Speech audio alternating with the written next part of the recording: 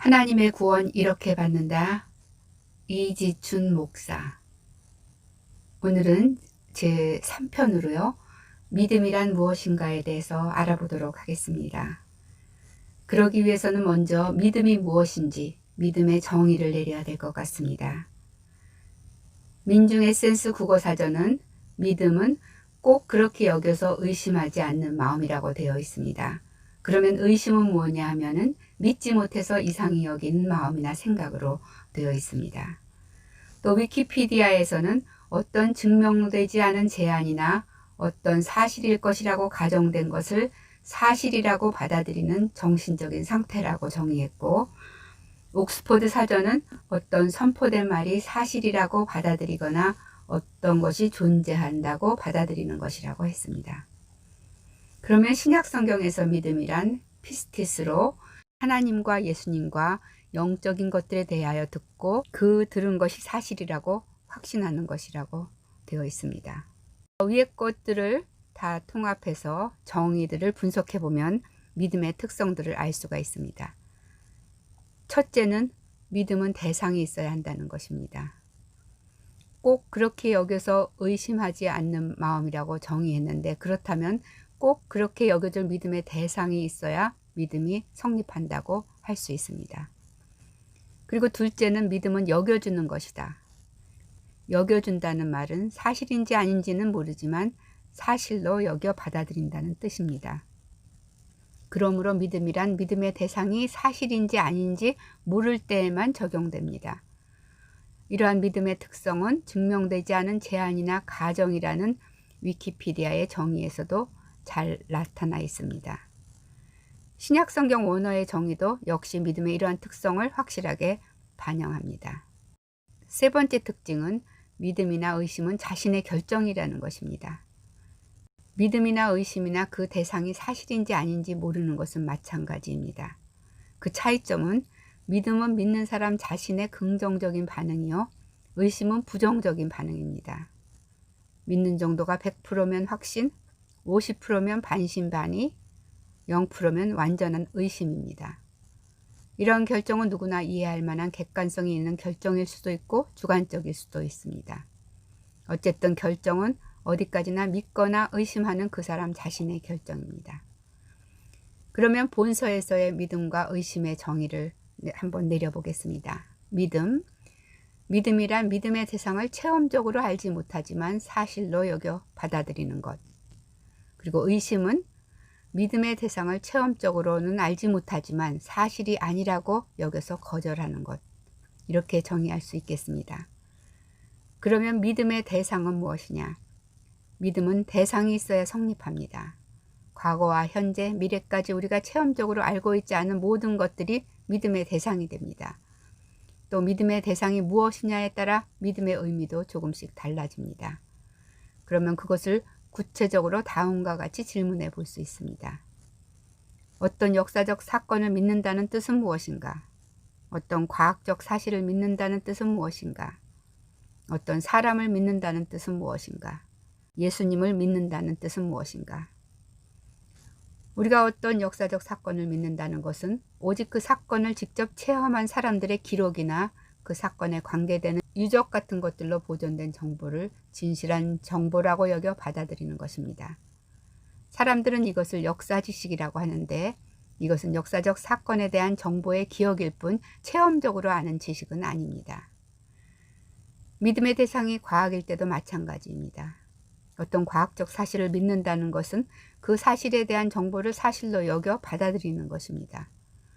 이것을 과학적 지식이라고 말하지만 이도 역시 본질적으로는 과학적 사실에 대한 정보의 기억일 뿐 체험적으로 아는 지식은 아닙니다.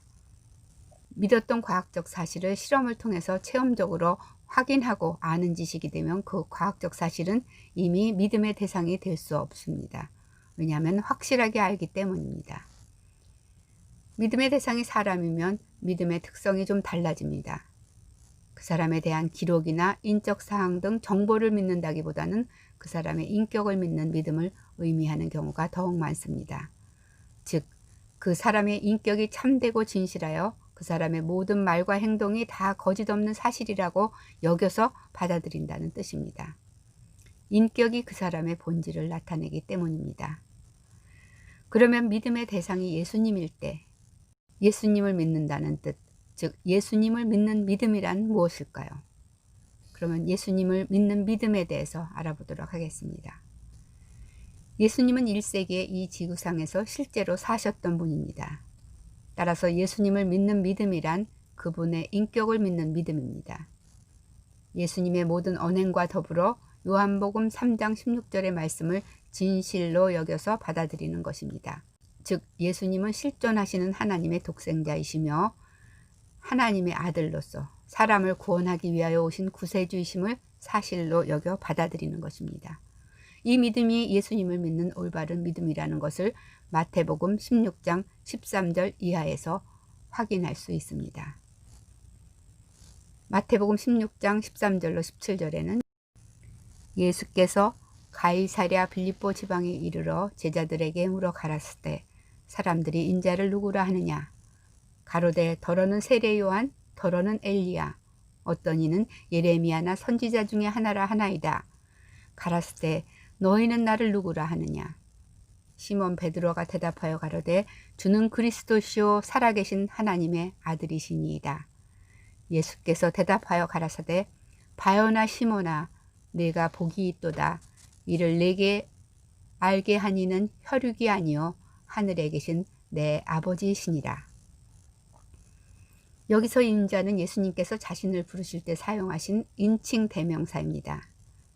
예수께서 제자들에게 너희는 나를 누구라 하느냐 하신 질문에 베드로가 주는 그리스도시요 살아계신 하나님의 아들이시니이다 라고 대답하자 예수님은 이를 내게 알게 하니는 혈육이 아니요 하늘에 계신 내 아버지이시니라고 하셨습니다.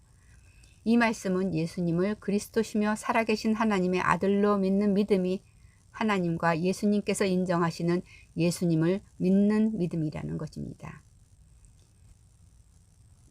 여기서 그리스도는 원어로 크리스토스라는 말로 기름 부음을 받은 자, 곧 세상을 구원하는 구세주라는 뜻입니다.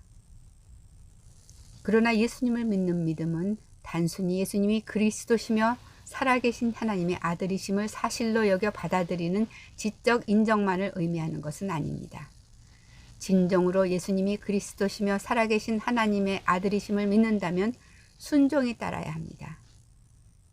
야고보서 2장에 보면 14절에 내 형제들아 만일 사람이 믿음이 있노라 하고 행함이 없으면 무슨 이익이 있으리요 그 믿음이 능히 자기를 구원하겠느냐. 또한 26절에는 영혼 없는 몸이 죽은 것 같이 행함이 없는 믿음은 죽은 것이니라 라고 했습니다. 이 말씀에 의하면 살아있는 믿음, 곧 하나님께서 인정하시는 믿음은 행함이 있어야 한다는 것입니다. 여기서 행함이란 원어의 에르곤, 즉 일이라는 말로 말씀을 따라 행하는 순종을 의미합니다. 야고보서 2장 21절을 보면 이 행함이 순종을 의미하는 것을 확인할 수 있습니다. 우리 조상 아브라함이 그 아들 이삭을 제단에 드릴 때에 행함으로 의롭다 하심을 받은 것이 아니냐.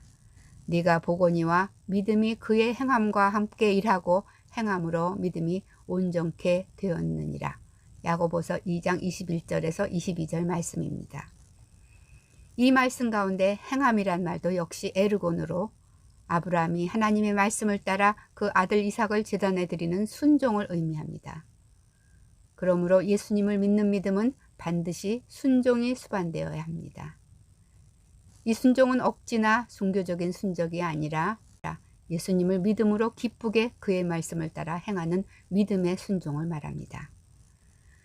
그러므로 예수님을 믿는 믿음이란 예수님은 그리스도시요 살아계신 하나님의 아들이시며 그 인격이 참되고 진실하여 그의 모든 언행 심사가 다 거짓이 없는 사실이라고 여겨 받아들이고 그 말씀을 따라 믿음으로 행하여 순종하는 것이라고 정의할 수 있습니다.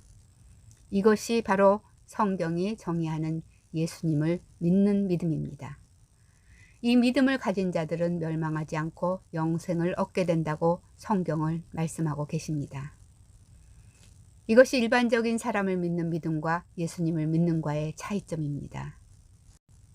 일반적인 사람을 믿는 믿음은 그 사람이 하나님의 아들인 것과 그리스도라는 것을 믿는 믿음을 요구하지 않습니다. 그러나 예수님을 믿는 믿음은 예수님이 그리스도시며 살아계시고 실존하시는 하나님의 독생자이심을 믿는 믿음과 믿음의 순종을 요구합니다. 바로 이 점이 많은 사람이 사실로 여겨 받아들이기를 거부하는 점이기도 합니다. 하나님이 없다고 주장하는 사람들도 많을 뿐만 아니라 아니 어떻게 사람이 하나님의 아들이 될 수 있으며 그리스도가 될 수 있겠느냐? 왜 예수님만이 그리스도 즉 구세주냐? 예수님을 성인 중 한 분이나 기독교 창시자로는 인정할 수 있으나 하나님의 독생자 그리스도로는 받아들일 수 없다. 이러한 말들입니다. 이와 같은 반응을 무리라고만 할 수 없는 것은 예수님을 믿는 믿음은 보통 사람을 믿는 일반적인 믿음이 아닌 사람의 이성과 지성을 초월하는 믿음이기 때문입니다. 따라서 이러한 믿음을 가지려면 더욱 객관적이고 논리적인 확실한 증거가 요구되는 것은 당연합니다. 다음에는 믿음의 형성에 대해서 알아보겠습니다. 정상적으로는 믿음의 대상이 상식이나 이성과 지성으로 납득이 되고 자기가 체험한 것들과 비슷한 것들로 별로 어려움 없이 믿을 수 있어야 합니다. 믿음이란 결국 위키피디아의 정의처럼 정신적인 상태여서 이성과 지성이 크게 작용하기 때문입니다. 그러나 이 세상 현실은 거짓과 사기가 너무 많아서 오랜 세월을 통하여 신실함이 확인된 경우를 제외하고는 사람의 이성과 지성의 범위 내에 있는 것들이라도 쉽게 믿으려고 하지 않습니다. 그리고 믿을 만한 합리적이고도 논리적인 증거를 요구합니다. 그러한 증거 없이 아무나 혹은 아무거나 무조건 믿기에는 세상이 너무 위험하고 사람은 너무나 사악합니다. 그래서 사람은 불신의 벽이 두껍고 세파에 시달리고 많이 속은 사람일수록 그 벽은 더욱 두껍습니다. 그러므로 대부분의 사람은 믿을 만한 증거를 요구하고 제시된 증거가 이해가 되고 믿을만 하면 믿음을 갖습니다. 이해가 되면 될수록 믿을만 하면 할수록 손익관계가 확실하면 할수록 믿음은 더욱 강하게 형성돼서 받아들이게 됩니다. 믿음의 대상이 예수님일 때는 믿음의 형성이 더욱 어렵습니다. 예수님의 주장은 사람의 이성과 지성을 초월하며 또한 믿을 만한 증거도 영적인 것을 많이 포함하고 있기 때문입니다. 그러므로 예수님을 믿으려면 더욱 확실한 증거가 제시되어야만 합니다. 믿을 만한 증거를 요구하지 않고 예수님을 믿는 사람들도 많지만 대개는 예수님을 믿을 만한 증거가 확실히 제시되고 이해가 확실해질수록 그 믿음도 더욱 확실해집니다. 다음에는 믿음의 결과에 대해서 알아보겠습니다. 믿음에 관한 또 하나의 중요한 사실은 믿음의 결과가 사실로 나타나느냐 아니냐는 믿는 사람의 믿음 자체에 있지 않고 믿음의 대상이 사실이냐 아니냐에 의해 결정된다는 것입니다. 1500년대 로마 교황청은 갈릴레오의 지동설을 부인하고 그를 핍박했지만 사람들이 어떻게 믿든지 상관없이 지구는 공전하고 있었던 것과 같은 원리입니다. 믿음 그 자체보다 더 중요한 것은 믿음의 대상입니다. 그래서 제시된 증거를 보고 그 믿음의 대상이 사실인지 아닌지를 분별할 수 있는 지혜는 대단히 중요합니다. 이러한 원리는 모든 믿음의 대상에 적용되며 예수님을 믿는 믿음도 마찬가지입니다. 그렇다면 예수님을 믿을 수 있게 하는 합리적이고도 논리적인 증거는 과연 무엇일까요? 다음 4편에서 알아보도록 하겠습니다. 감사합니다.